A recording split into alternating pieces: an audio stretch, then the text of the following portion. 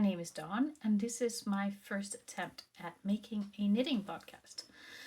I have been thinking about doing this for 1.5 years, which is pretty long, but never really got up the courage to do it. Um, I did record something like 6 months ago, I think,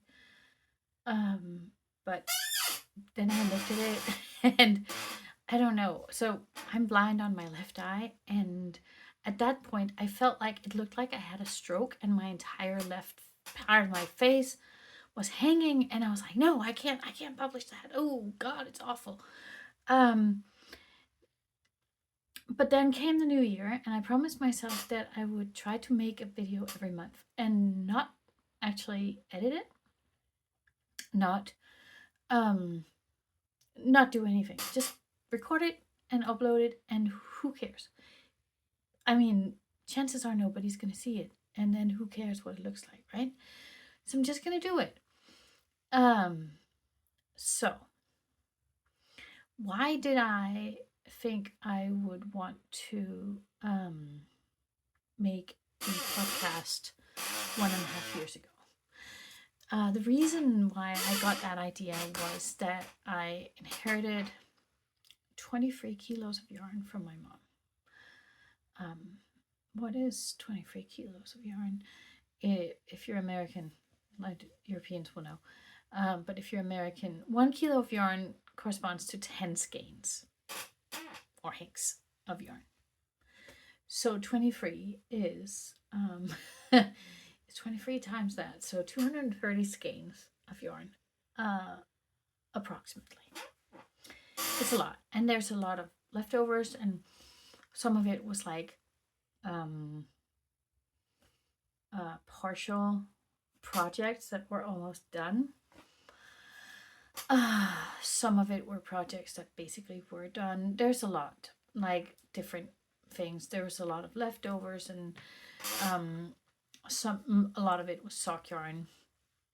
A lot of it was not maybe in quantities that were very useful, but there were also like several sweater quantities or several maybe sweater quantities, etc., etc.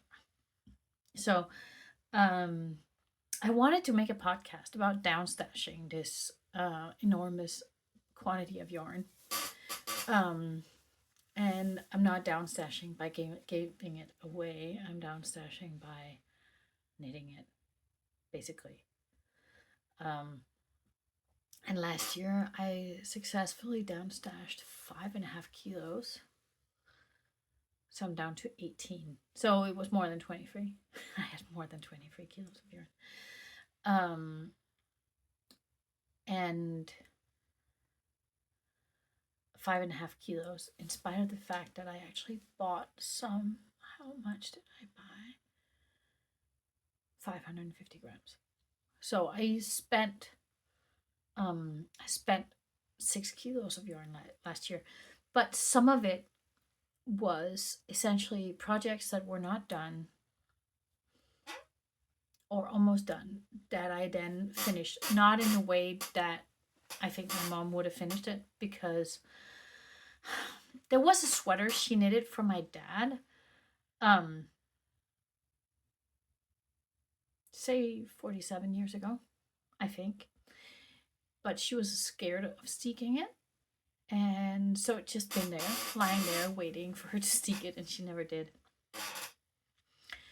I took that and converted it into a skirt, and then I still have upper portion. It's a man sweater, so it's a big thing. So the upper portion, I'm gonna turn it into a cowl at some point. I don't know when. There was another Norwegian sweater that I think she had promised to repair for someone. It was moth-eaten, so the minute I got it home, I put it in the freezer. I didn't know if she'd put it in the freezer. I put it in the freezer. I left it there for like a week. And then last year I took it out. I had promised my nephew to turn it in, to repair it, and then he could have it. We didn't know who she'd she'd gotten it from. So I was like, told my nephew he could have it.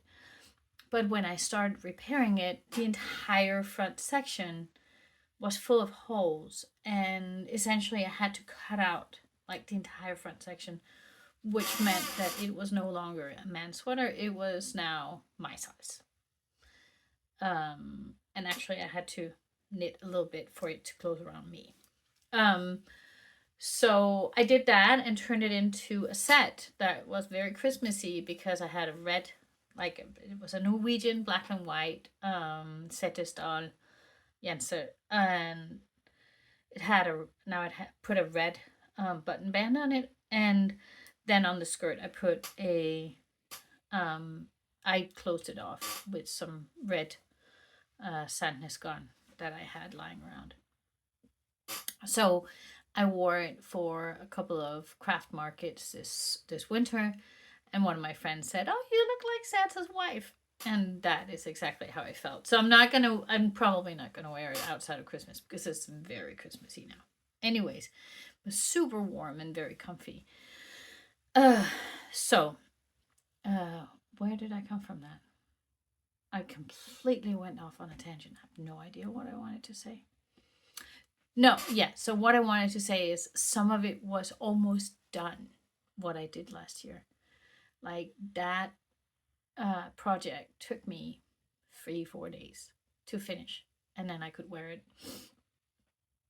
The skirt was a little bit too big. It's a man's sweater. So currently I'm putting in an elastic band to finish it. So that next winter I can hopefully wear it. Okay.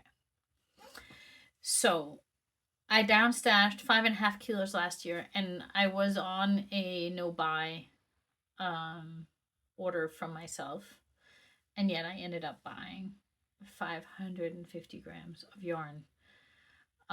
Though 450 grams of it was secondhand. So I don't think that's too bad. And then let me see. This year, my goal is to reduce my yarn stash by 1.8 kilos, because I wanted to reduce it by 10%. So I'm not on a no buy order. I am more on a just try to reduce whatever I have kind of order. So it's not going to be this podcast. I'm not going to do a lot of yarn acquisitions. I'm not going to be buying a lot. It's just going to be about what I'm making and what I have in the closet. So over here I have a closet, and there is 5 shelves in the closet, and 4 of them is full of yarn. And aside from that, I have a box up on the shelf over my head, and a little shelf full of yarn.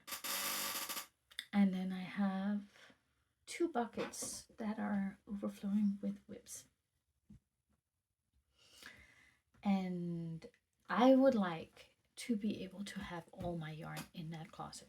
I would also like to be able to have all my fabric in that closet, because I think my office is too crammed. I can't. I have to tidy up all the time, because I have so much stuff in here, and every time I have an idea, things just explode all over the place, and I can't be in here. And then I end up sitting in the kitchen and knitting, and my husband is like, "You have a beautiful office. Why are you not using it?" I'm like, because there's no room. That's not good. So I want to reduce it to a manageable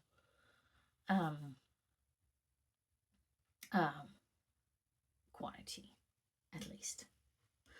Okay, so how am I doing that? I'm doing it in a way, well, I'm trying to make use of all the yarns she has, and well, she had, and then I will this year I'm allowed to buy if I need it for a project. One of my goals this year is to make 12 pairs of socks, and it's going to be made out of scrap yarn, all of it. I have a whole box of scrap sock yarn, and then I have a whole box of not scrap sock yarn. Well, it's half scraps, but it's like there's a big bag of red sock yarn that I think is the same brand, and a big bag of purple jabard cashmere sock yarn that I'm going to turn into socks for my husband. I think there's like 300 grams, so I can make 2 or 3 pairs of socks for him. There's a big bag of blue sock yarn that is not exactly the same kind, but almost. And so I think I have like 4+ kilos of sock yarn in total. And my goal is to produce 12 pairs of socks every year. So eventually I will have that emptied out. This year I'm doing only scrap sock yarn, and then my other projects I'm kind of allowed to buy for if needed, but only if I really need to. So that's kind of my thinking right now, and how do I reduce this? So my plan is, instead of going over my entire stash in one sitting, what I will do is I will go over one. Instead of having yarn acquisition, I'm going to go over one box every time. And that way I will hopefully, I should be get through those in like a year. And there's a bit more than 12 boxes in here. I have the I have the IKEA, 2 sizes of IKEA boxes. I'll show you. I have this size, and it can hold approximately 2 kilos of yarn. And then I have those sort of book boxes or whatever that's like a third of that, where you normally, I don't know, store magazines or whatever. And they are really good to storing a project. And I have 9 of the big boxes in there, and then 9 of the smaller boxes in there, and then some more. I think maybe I have 12 of the smaller boxes in there. And then I have this one is the one. This one is the leftover sock yarn, is sitting up there on my shelves above the desk. And then there's all the whips and the little shelf and whatever. But that's how I have organized it. So that's also the background for the name of this podcast. Is going to be called My Mother's Stash. And my thinking is that I'm going to do this as a project. I'm going to downstash my mother's stash into something that's manageable. And then when I've done that, let's see if I want to continue with the podcast. So those are my plans right now.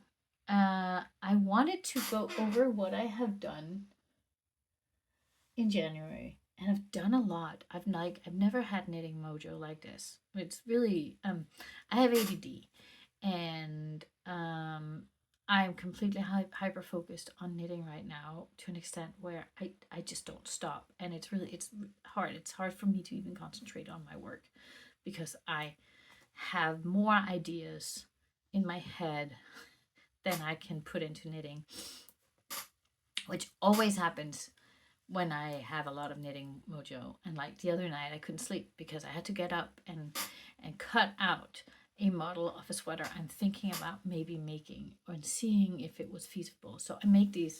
Let me just show you. There's going to be a little bit of editing anyway, because when I got up to get my models of paper, I I knocked down my camera. So I make these models out of paper when I have an idea for a sweater, for example, because I don't have to knit anything, and I can see the 3D structure. Sometimes I make them very small, like this. I can see the 3D structure of the thing I'm planning to knit, and then I can see if it's at all feasible. So, for example, this sweater, I think it's gonna be turned into a vest instead, because the arm doesn't work. Not the way I want it. Anyway, but I have that going through my head, and I'm thinking of it, and I'm thinking of all the colors I want to use and how I want to put it together, and I couldn't sleep. And I had to get up and I had to cut that out to see it in real life, and then I could go back to bed and fall asleep. It's kind of crazy. And I have another thing that I do, is that I swatch for a project. I'm gonna go over a project I'm thinking of doing next week. Right now, I want to go over what I'm doing right now, what I have done in January, because it's a lot. It's really a lot. But you guys probably know what that's like. So I did actually do,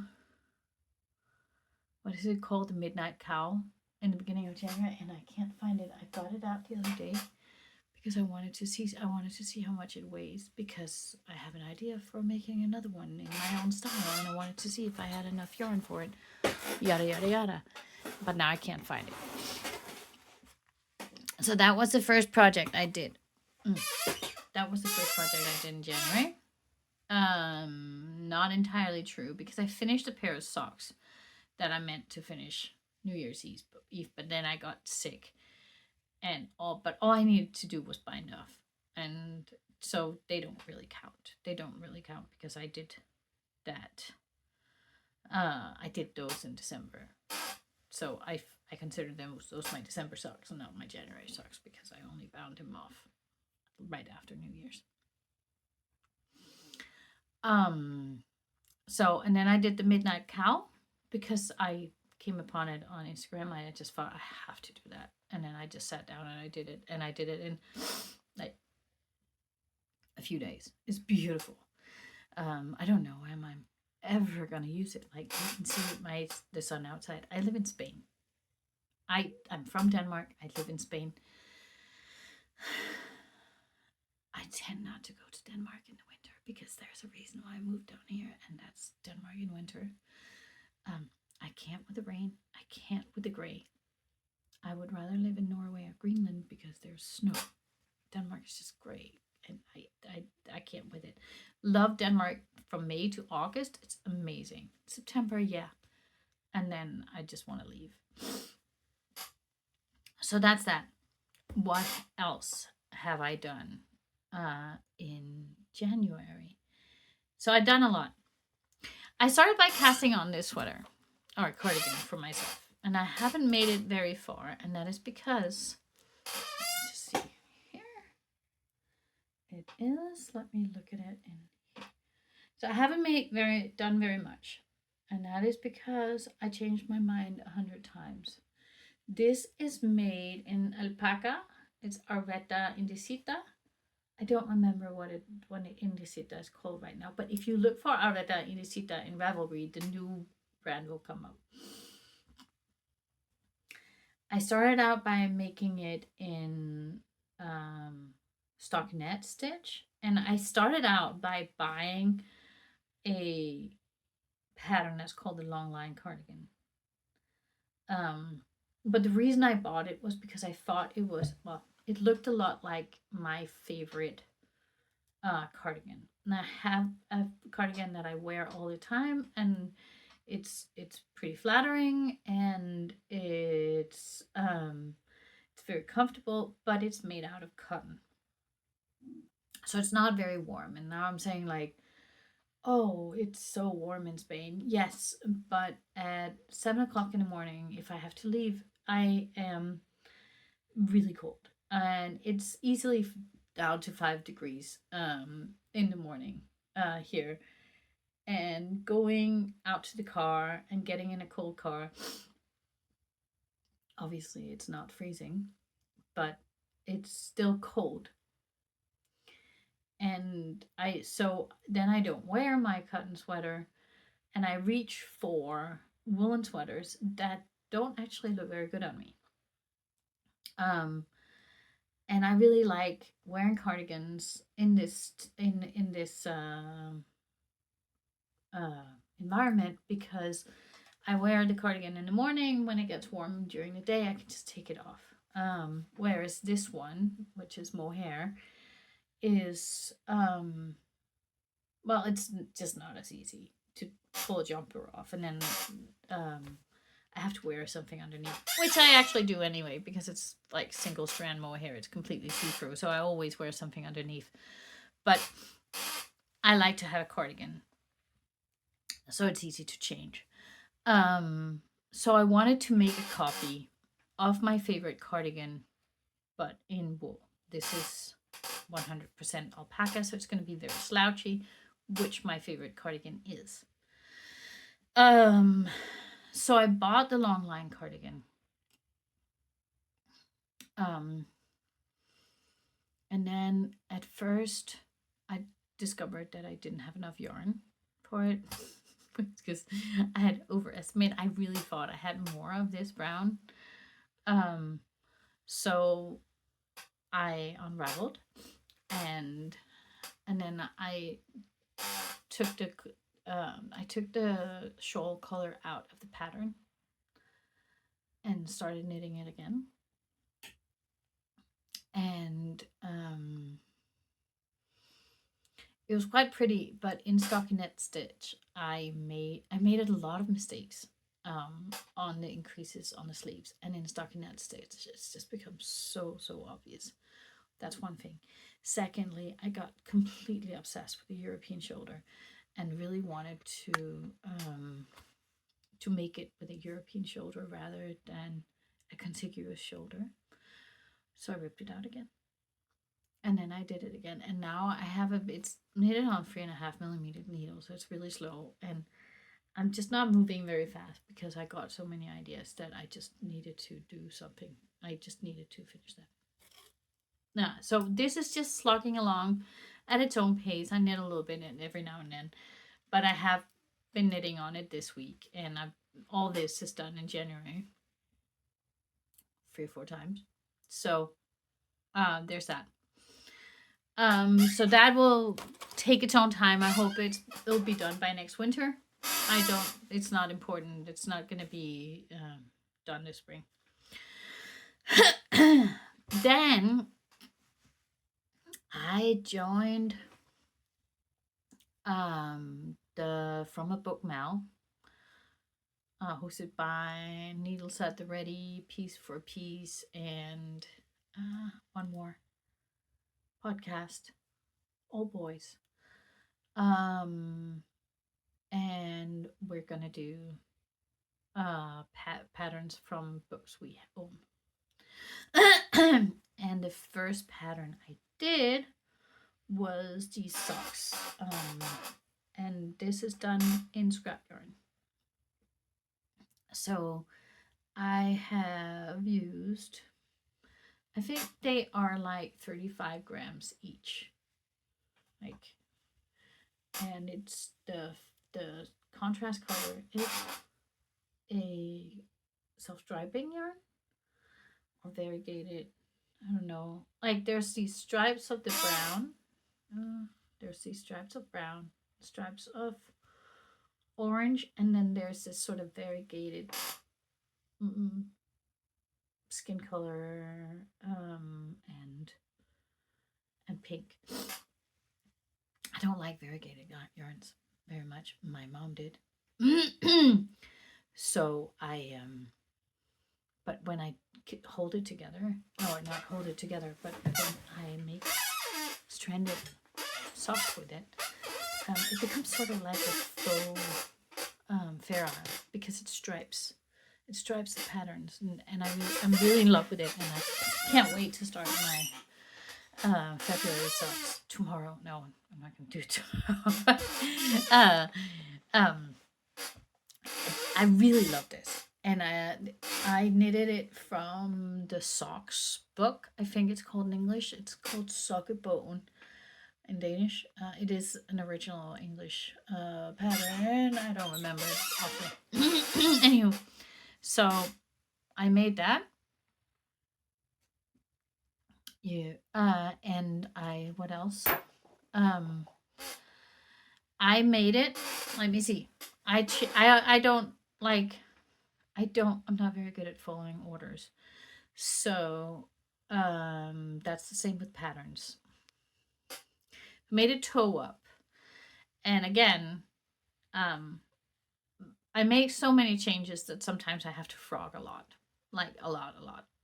Um, First I thought I would do a gusset, underfoot gusset on it. And I did. I saw them off.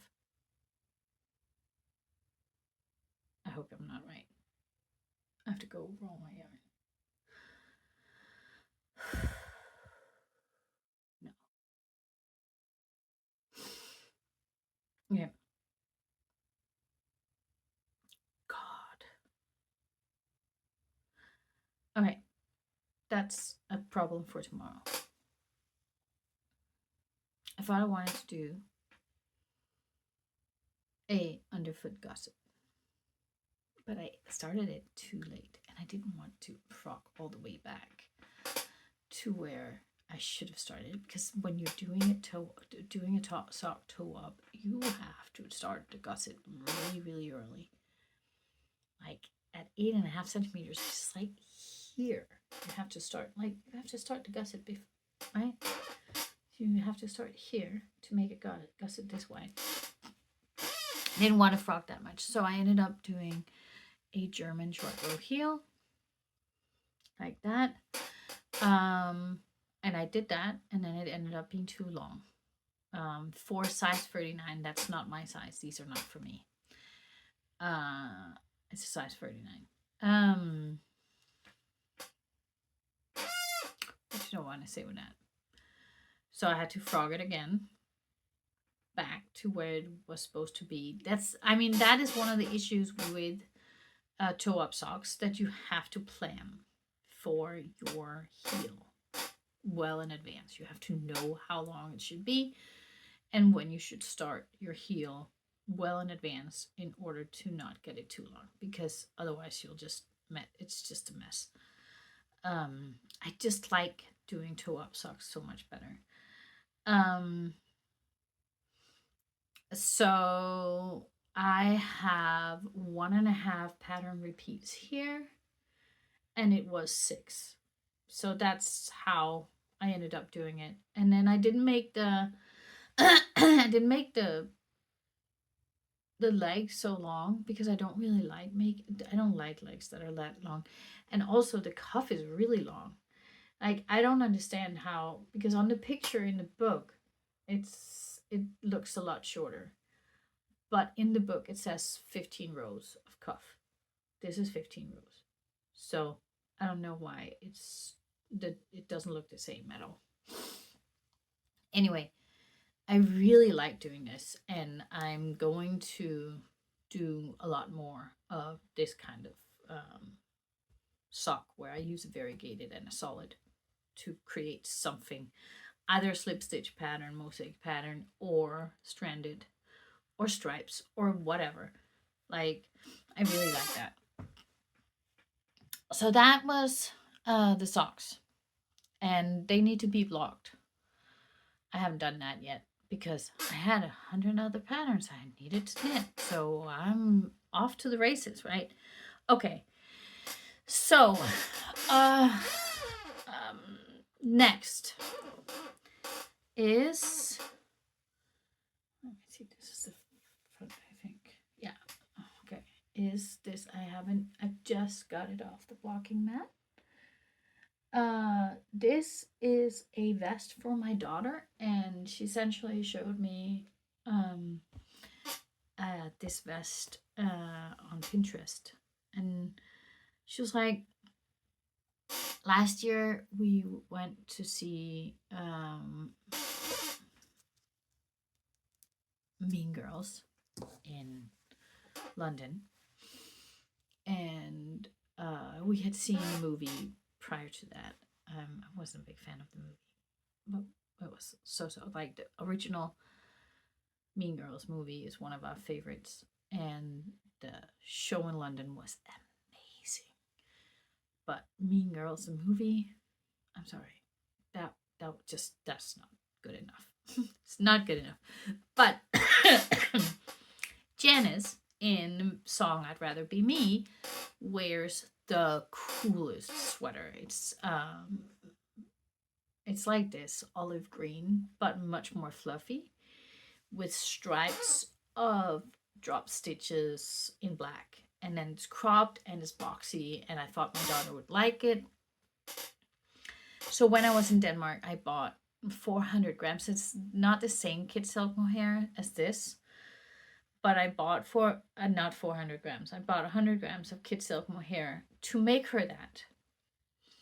And I tried to create the same fluff because it's a lot more fluffy, Janice's sweater in Mean Girls.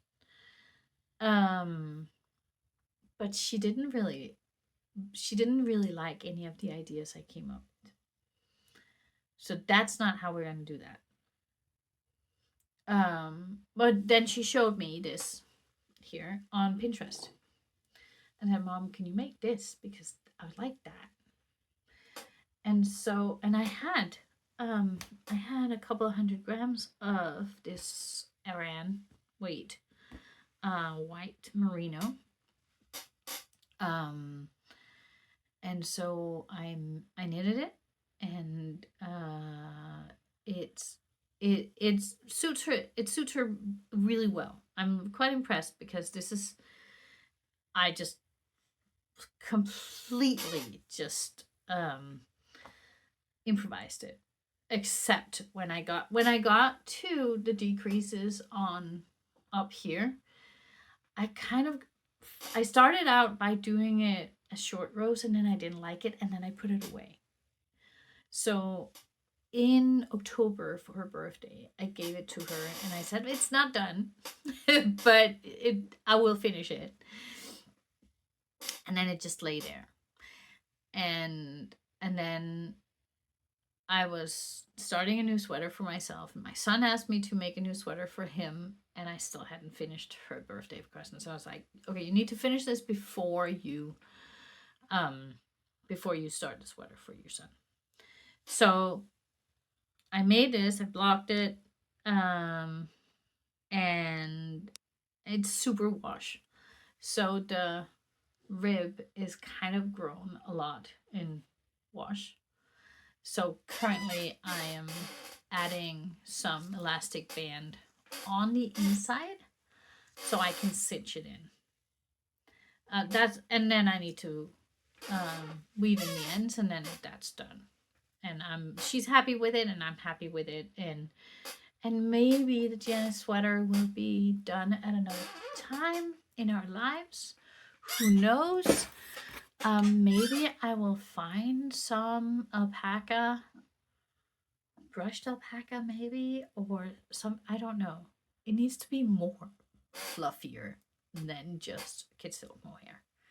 It needs to like be long, like, I don't know, like Angora in the 80s, or it's long. So, or maybe I'll never do it. I actually really want to do it because it was so cool. Janice is cool. Anyway, yes. So that was that. I made that, and I finished the whip. And then, as I said, my son called. He moved away from home 6 months ago. He's in school in Denmark. And I gave him a sweater made out of purple kauni yarn. Purple is his favorite color, and has been his favorite color since he was a little bitty boy. He was so cute. And he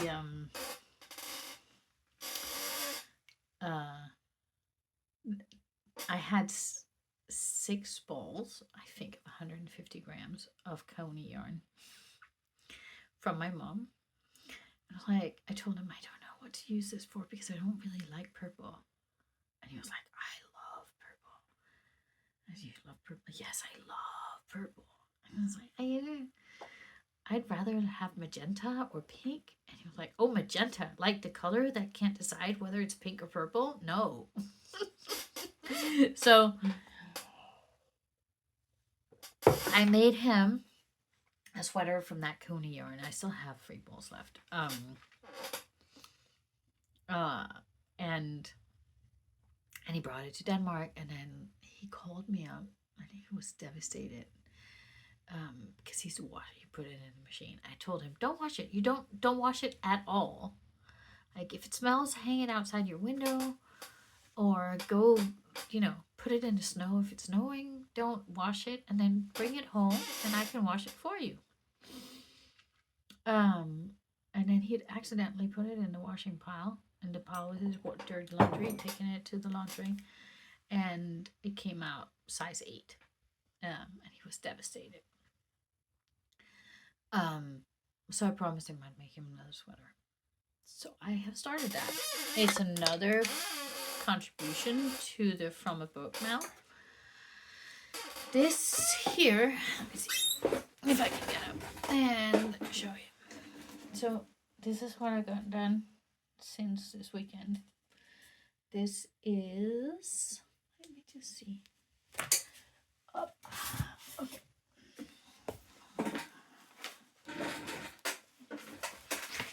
This is from this book called Icelandic Knitting, or Knitting from, no, I think it's called Icelandic Knitting in English. And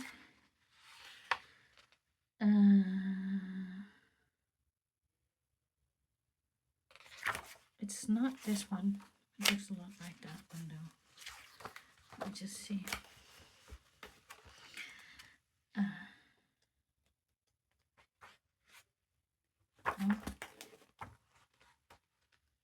This Vetur is called, this one. I'd like to make it in black and white one day, maybe. But the pattern is made with Latolopi, and I am using a different yarn. And this yarn is worsted weight. It's a lot softer than the Letlopi that I have already. So I think it might contain merino. I don't know. And I don't think I have enough of it. So I need to either buy some more, and it's probably going to be a darker color if I buy something. Is this? And I find I'm not sure. I have 2 things that I can do. So I have 280 grams left, I think. And I'm gonna need at least 350 to finish it. I can do, and that's where I'm not sure. So I have this, which is oatmeal, and the colors go really well together. But this is DK, and this is worsted.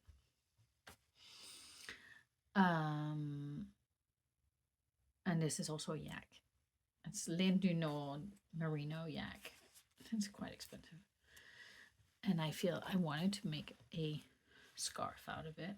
I didn't want to turn it into a sweater.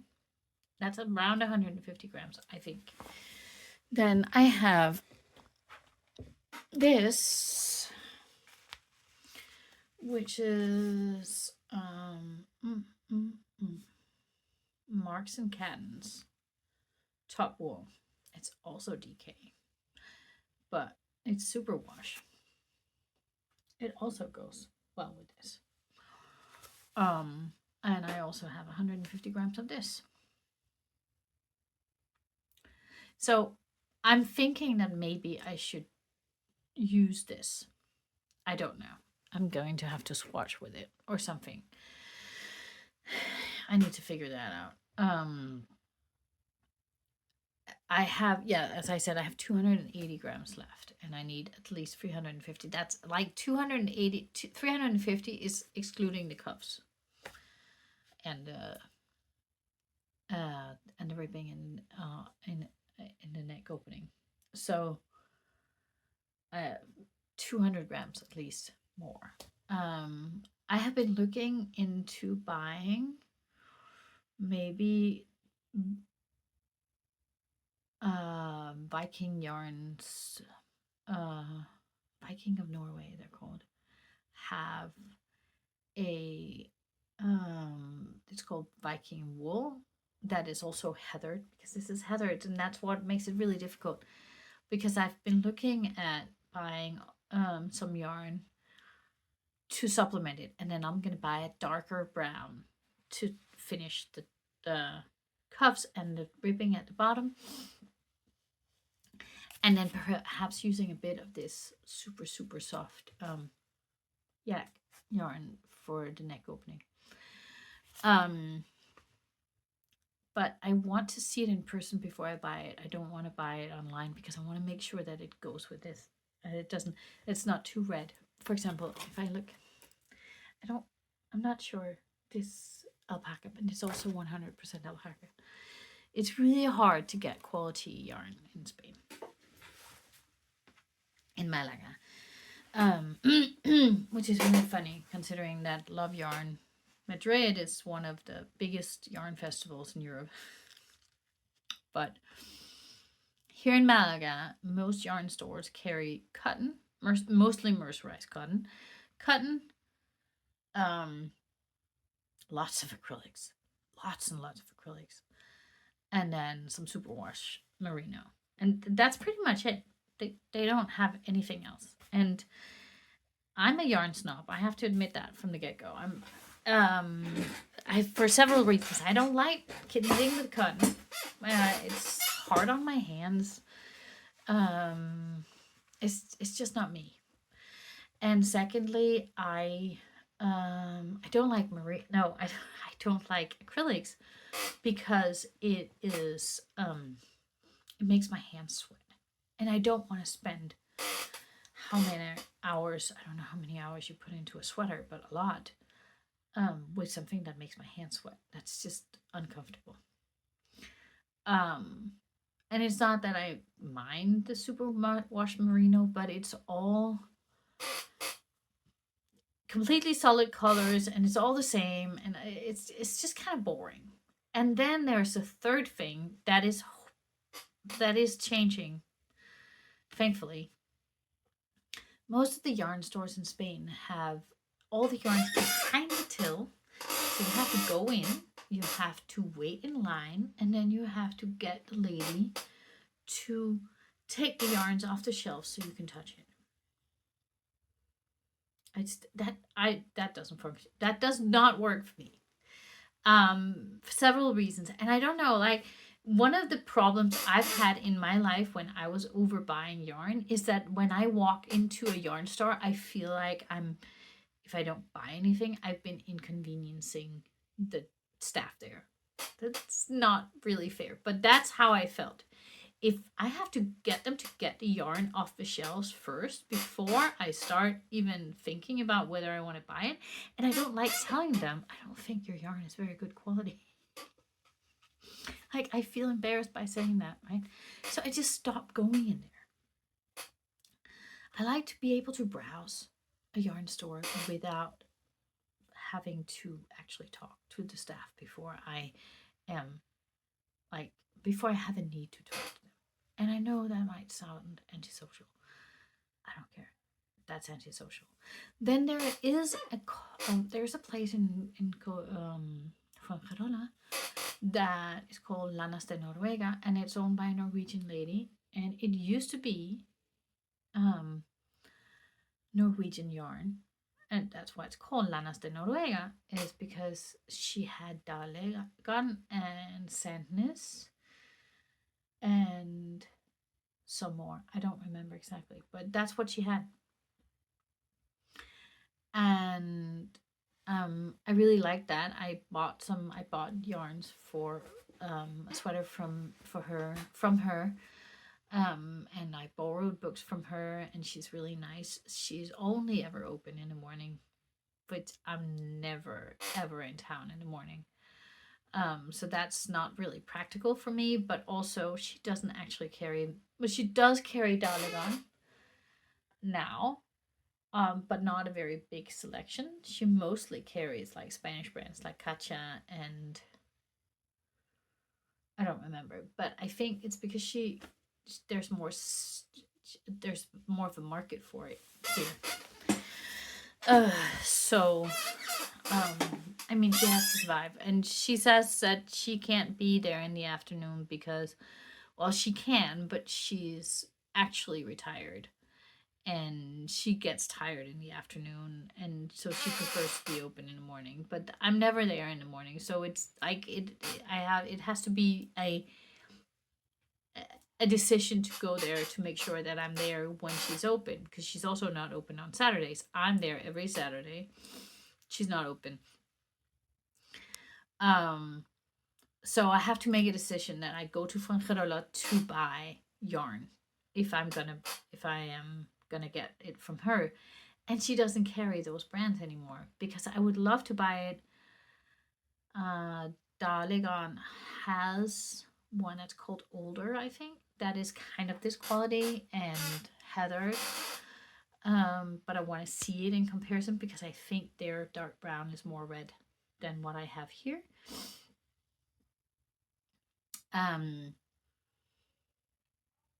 So that doesn't work for me. Perhaps I'm just gonna I'm either gonna use these like oatmeal colored to finish it, and I'm gonna do that, and then I can start and I can see if I like it. If I don't like it, I can rip it out and wait until I go to Denmark.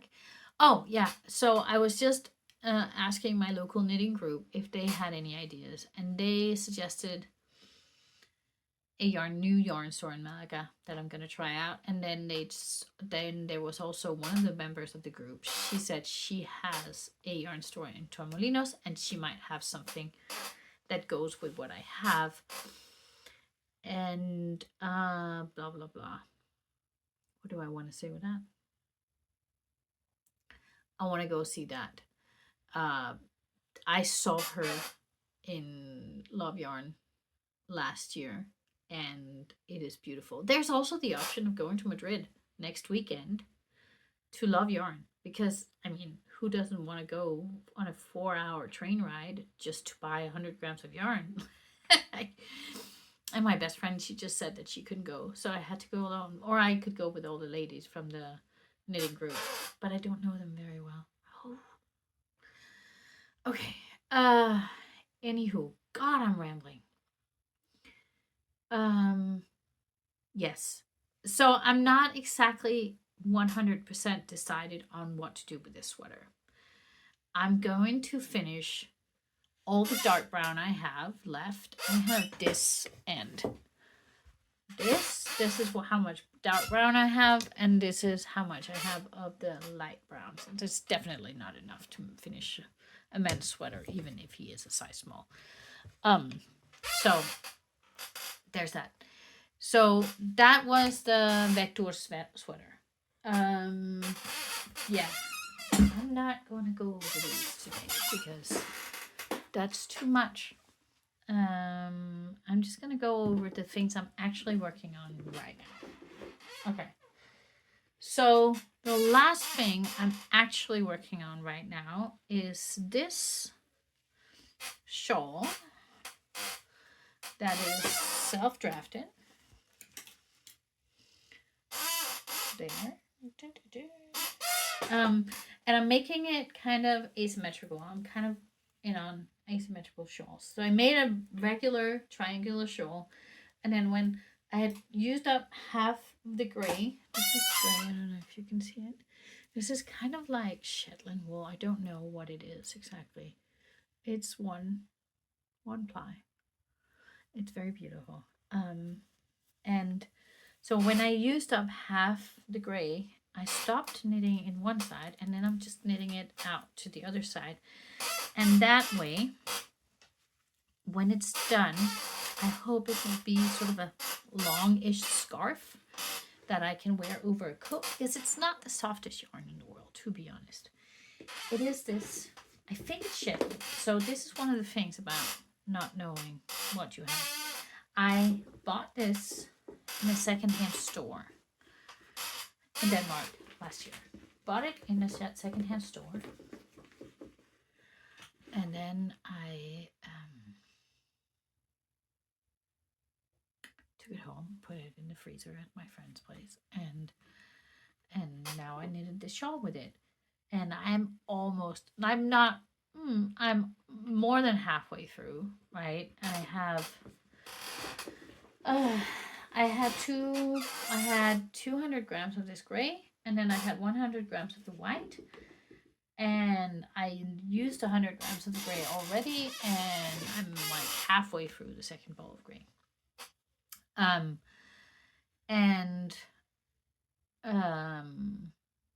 Yeah. So I found that in the secondhand store, and then I also found 300 grams of fritidsgarn. And I think the fritidsgarn is going to be turned into an emotional support chicken for my son, because he misses having animals. Living in a dorm room, there's not really any animals anywhere, and he grew up here. We don't have chickens right now because the fox took all of them. I'm gonna have to secure the chicken coop properly before I get buy any more chickens, because we had chickens, and we actually had one that was a really good broody hen, and she had chickens this summer. No, she had one chick. She had one chick, and we had her and a couple of others, and we just got a rooster from a friend, and then they disappeared.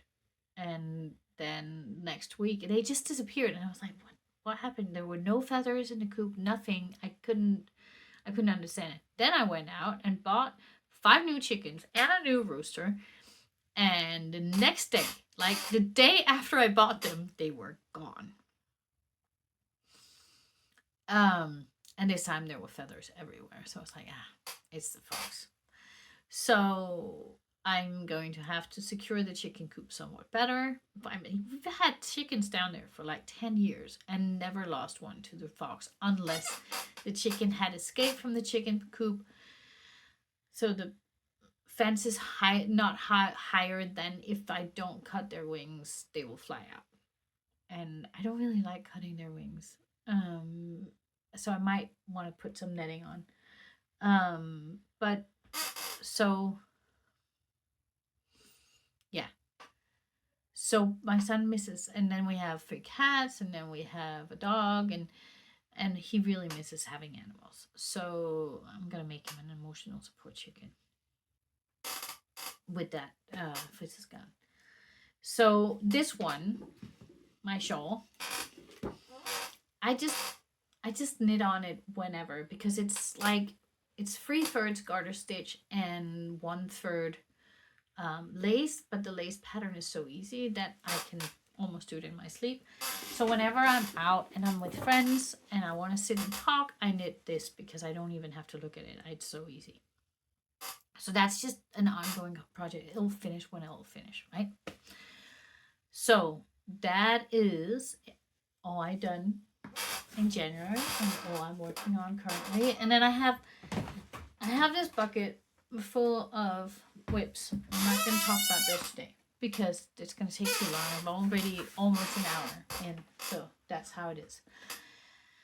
Like I said, I do not have any new acquisitions because I'm trying not to buy yarn. What I do have here is a box full of sock yarn from my mom. And this is all leftovers. And I have sorted it into what I call sock sets. So there is at least 70 grams of yarn in each bag. And I'm not going to show you all of them.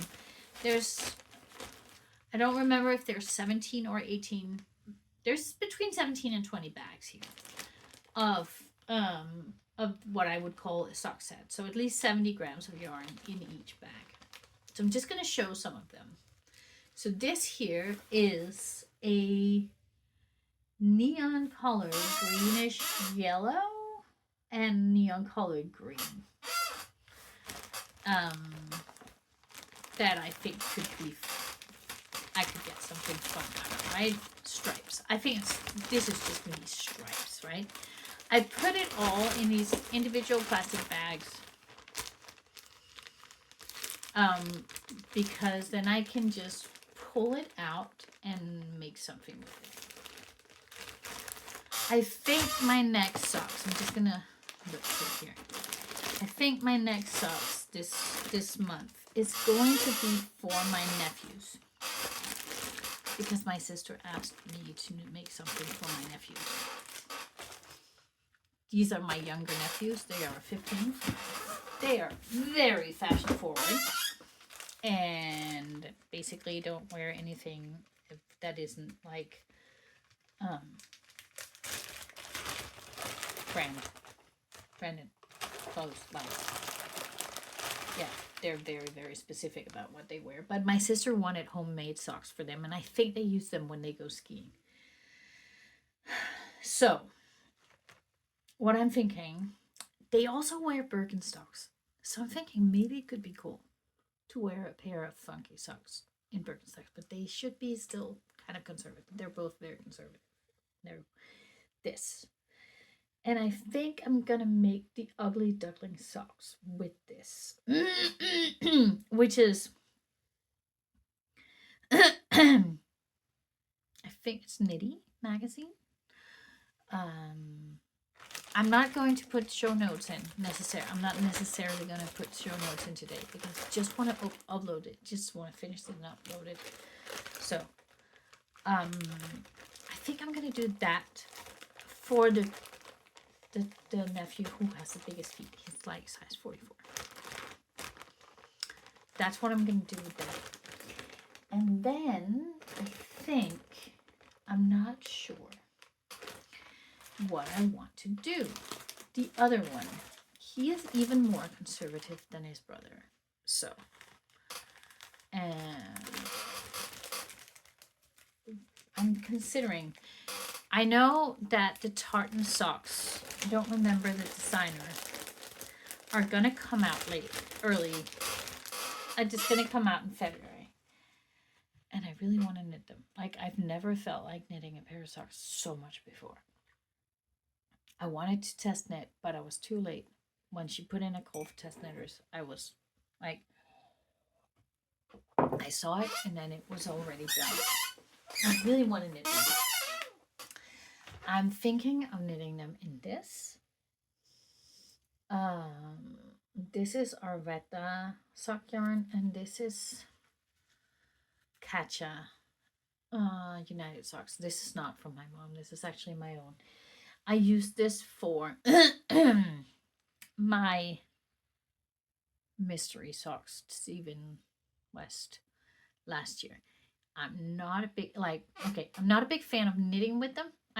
It splits and it's annoying, but I love my socks. They're really soft. They hold up really well. So there's that. And that nephew is also like quite particular about his he only wants to wear things that are really, really soft. It could also, if I wanted to make it really conservative, like tartan socks, I could also go with this brown. But I just feel like there's not enough contrast here. I don't know. I feel like these two colors are really good together, right? And then I don't know which one. Maybe the brown with it would be good. I just don't know if the petroleum turquoise is going to be too wild for him. My chair is making so much noise. You hear that? That's crazy. I'm gonna show you a few more of these sock sets. I find it so funny, right? So my mom loved variegated yarn, and especially sock yarn. She had so much variegated sock yarn, and she would actually. She did it more when we were younger. She would knit me socks. And this is what we used to call co-op's concrete yarn, because it doesn't break. Like, seriously, I have a pair of socks here that I'm mending, but I think I've had them for 20 years or something like that. Like, it just, and I wear it on terracotta tile floors, no shoes, and have done that for, lived in this house for 10 years now. So that's a long time. I'm thinking, what I wanted to show you. If I can remember what I'm doing, then everything will be so much easier in my life. This, not for the boys, obviously. They will never, like my son would wear the crap out of this, but my nephews would never wear white and purple pink socks. Right? That's not gonna happen. But that would be amazing, right? And falling. Let's see here, right? I have this. This is actually the variegated yarn here is some kind of luxury yarn. It's so soft. But it's not gonna be amazing, right? And when you do, if you make socks with self-striping sock yarn, there's like 2 extra ends to weave in, but you get the effect of the Fair Isle. I made a pair of Fair Isle socks last year, and oh my god, the amount of ends that I had to weave in, that was horrible. Yeah, and then I have, again, variegated yarn and some black. You can't see that. Okay, let me just hold it up. That's not that. This is much, much, much funner.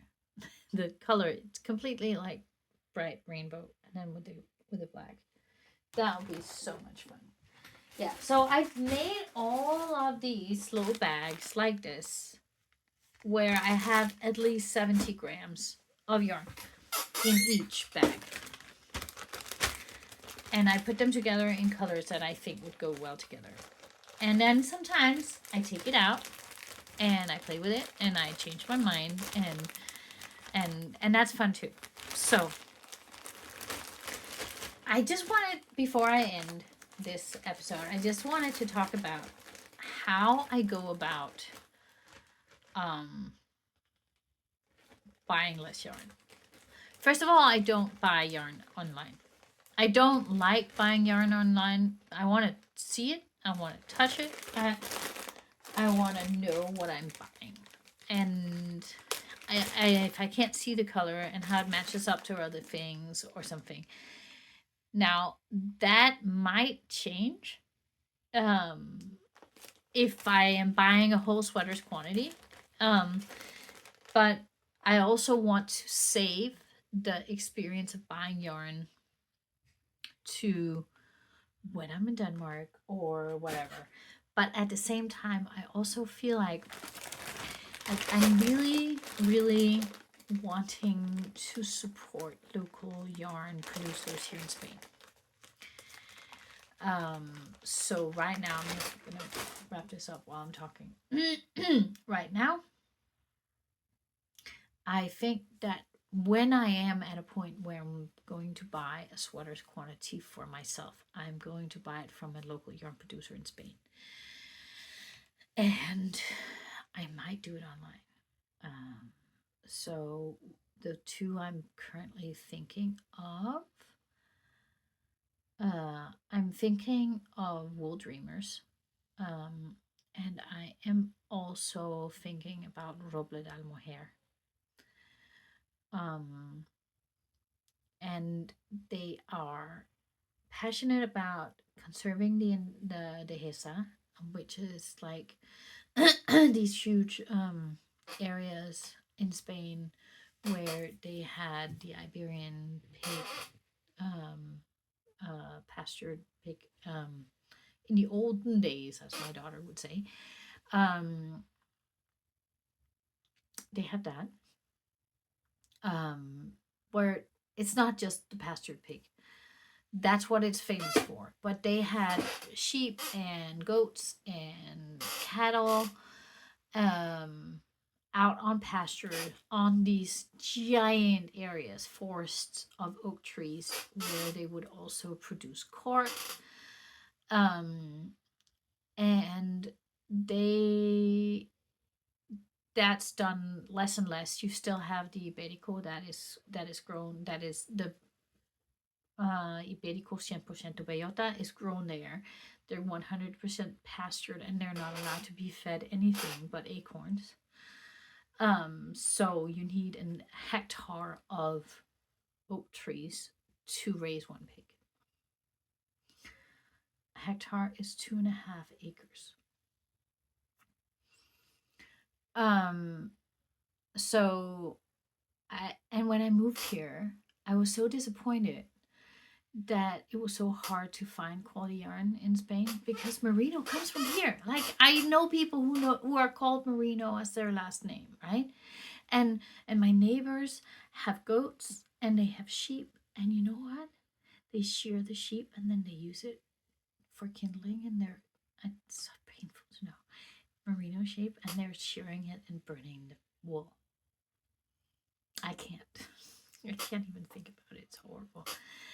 And but there are no mills that process small quantities of yarn. And like one lady said, that and she had been visiting a yarn mill, and that guy there, the owner there, he said that you have to put in, that you have to add acrylic to your yarn, otherwise it can't be milled. And I was like, you have lots of yarn in other countries that don't have acrylics in it. So I don't know where he got that from, right? But that's not true. But it feels like there's a lot of knowledge that's been lost in Spain because people have wanted the acrylic yarn because it's easy to wash and it's cheap, blah blah blah blah. So the knowledge about how wool is processed, and I'm not even sure that I would be able to take. I've been thinking about that many times, taking my neighbor's wool and bringing it to Denmark to have it processed there, because I think it's such a pity that there's so much wool wasted here. Anyway, so I really want to support these local producers, right? I might. I don't think I'm going to Madrid next weekend. I very much doubt that. But if I don't, I might go to Cordoba in the spring. I don't remember when Cordoba is, but I might go to Cordoba for the yarn festival, wool festival over there, and then see what they have, so that I don't just buy everything in Denmark. Because I really want to support local producers here, because I want to have a bigger selection of yarns here. And also, like, Wool Dreamers is so yummy. It's like, I looked at it last year and I really wanted. They have like they call it a manchalopi, which is like a platolopi, but it's produced here in Spain. I don't know if it's merino. I think it is, but I'm not sure. And it's so yummy. I really, really want to try and knit that. And yeah, I really want to support them. On the other hand, I have so much yarn. I don't need to buy more. So I was talking, I get sidetracked all the time. That's me. That's my brain is like that all the time. Anywho, um, how do I save? So I don't buy yarns online. I might do in the future, but that's one decision.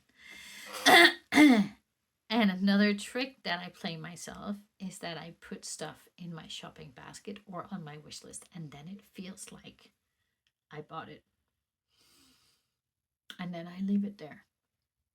Like just the feeling of clicking, like add to shopping basket, and then walking away from it almost feels like buying.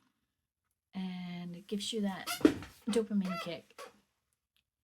And you can plan it out. I also swatch whenever I have an idea. I swatch it and see if I like it or not, because there's no point in starting if I don't like it. That's another way. And then I kind of treat my yarn stash like a store. So I have an idea, and then I go into my yarn stash and try to see if I can make it with whatever I have, and put yarns together and try to make it work. That's also a good idea. And then I had one last thing that I do to not buy it. I lost it. I completely lost it. I don't know what it is. Oh yeah, I have decided. So it's a change. It's a frame.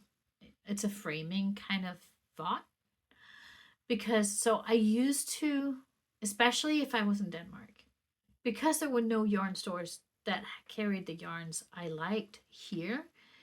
I had a point where I would like it was also almost a compulsory action, right? That every time I was in Denmark, I would buy yarn, like every time, and even if I had nothing to use it for, and it was like, because I couldn't do it while I was in Spain, I felt like I had to do it when I was in Denmark. And then at one point I started doing it like, then I felt like I couldn't buy sweaters quantity when I did it, and then I would just buy 100 grams, and then I had nothing to use it for. And it doesn't become, it's not a souvenir if you do it twice a year. Like if I go to Copenhagen twice a year, it's not a souvenir from that one time I went to Copenhagen. It's not that special yarn from that one place in Copenhagen that I've been to once. If I do it every single time I'm in Copenhagen, and I'm in Copenhagen twice a year, right? That's not a souvenir. That's just compulsive buying. So I have decided that I will view all the yarn stores in the world as possibly my stash. What do I mean by that? You heard me just panic about a moth, right? And then now I have to take all my yarn and put it in the freezer, or go through all my yarn and check that there's nothing there, and I can't know for sure, and then I have to put it in the freezer, and it's a hassle. And there are so many critters down here. So maintaining a big yarn stash comes with the risk that you have critters eating it.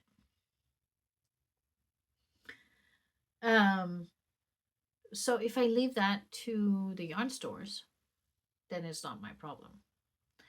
And what I can do is I can decide that whenever I need, like if I look in my head, and instead of seeing the not buying as a scarcity mentality kind of thing, and see it as an abundance mentality, I can always buy. I will never, not true, but I will possibly always be able to buy yarn. Like I will always have the money for it, because like, especially if it's like sock yarn, like I can Like, I can use 5 euros on sock yarn anytime. And if I see it as that, then there is no like rush to buy, because I will always have the yarn stores, right? They will always be there. And when I need to buy, I'll buy. And it's okay, for example, to go to Madrid if I really need to buy yarn. But if I don't have to buy yarn, then I don't have to go to Madrid. Because I was there last year while I was on this really strict yarn fast. And it was a little, it doesn't feel very good to be at a yarn festival and not buying anything. I don't want to go to Madrid if I can't buy. I also don't want to go to Cordoba or um, I don't want to go to Cordoba or Barcelona, or for that matter, any of the yarn festivals in Denmark. If I'm not allowed to buy, it's not that I have to buy, but if I'm not allowed to buy, it's kind of it's not that fun. And I could, of course, go for the workshops, but looking over the workshops, there is not anything where I feel like this is missing in my life. Like, I would have loved to go to Fanø Strikkefestival, because I would love to get a workshop from Crystal Sefer. Like, she's one of my top designers that I would love to buy a kit from, and I know they're crazy expensive. I want to buy a kit from her one day. I would like to have her workshops. I love her, right? I have 2 or 3 Danish designers that are none of the ones that are famous on Instagram that I admire and that I want to follow, that I would love to have a,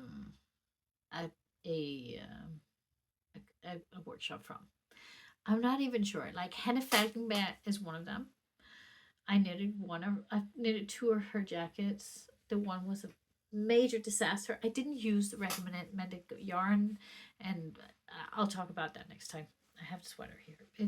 It's just not. It didn't turn out well.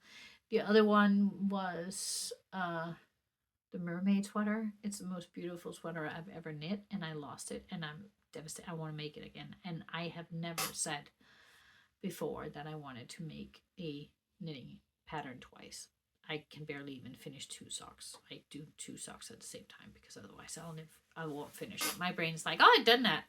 Can't do it again. So, Især, not Især, Falkenberg, and